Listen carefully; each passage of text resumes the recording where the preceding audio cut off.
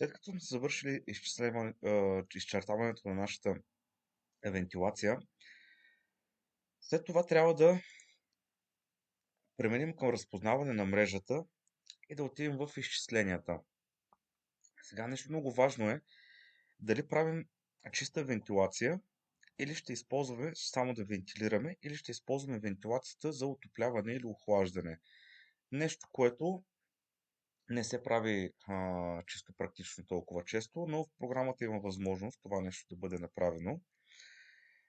Ако ще използваме само вентилацията, ако ще правим само вентилиране, тогава на всяка една от решетките аз трябва да я посоча и ръчно да задам захранването с въздух, което, нека да разширим малко, за да видим.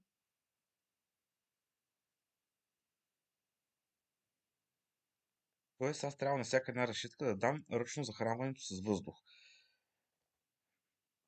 Колко кубика е.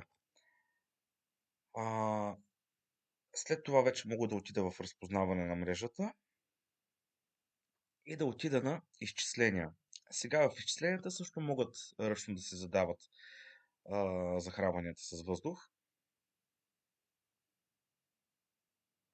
Сега ще ви покажа как това нещо се случва.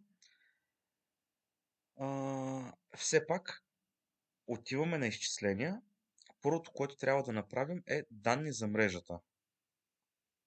Отиваме на данни за мрежата и попълваме всичките параметри, които да отнесем към нашата вентилация. Съответно, температура на входящия въздух, желаната температура на помещенията, какво са изградени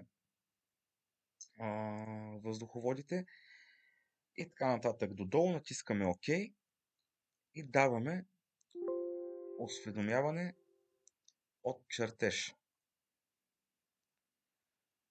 Натискаме ОК. Да се извършат изчисленията? Да, да се извършат. Тук вече имаме извършени изчисленията на нашата вентилация, която в момента се отнася само за извършване на чиста вентилация. За всяка една решетка също може и ръчно да бъде зададен подаването на въздуха, като ето това е колонката за въздух дебит. Тук отново ръчно може да си сменяме колко въздух точно да преминава през тази решетка.